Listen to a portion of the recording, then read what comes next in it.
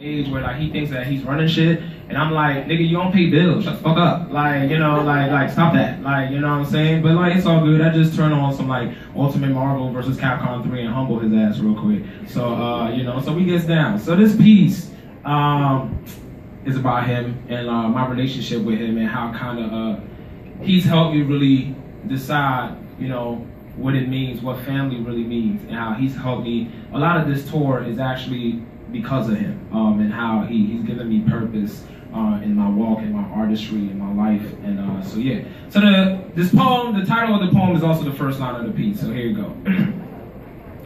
You do not bear my last name. My blood don't ring in your veins. The only background we share is of fathers who never came back to ground us. Your mother gave you the last name Jackson after your great-grandfather.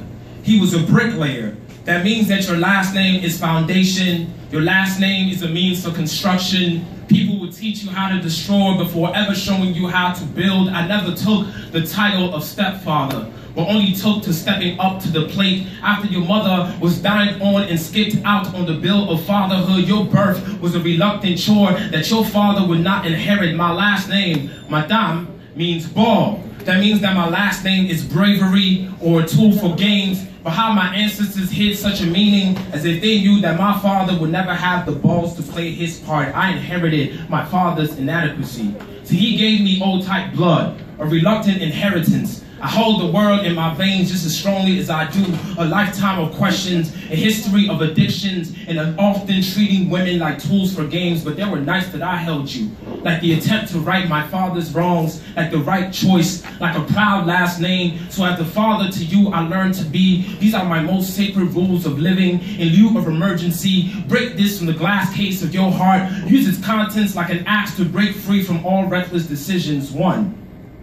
Bear hugs will become more like bear traps in a forest of unkept promises. Do not turn a lover into prey for feasts. Your name is not a hunter. You are not a dirty dish. 2, understand that you are only as strong as the women that stand by you. Their love can easily be blueprint or a wolf's howl. Your name is foundation. 3, making love is stepping on a landmine, promising with heartbeats to never lift your feet until you truly understand the meaning of exploding into one another. 4, you're a beautiful black boy. I love you, black boy. You're a beautiful black boy. Your name is bravery. Would Joseph still be a man if he had decided to not raise Jesus? How selfish of me to not nurture the God in you first. I found my purpose in you.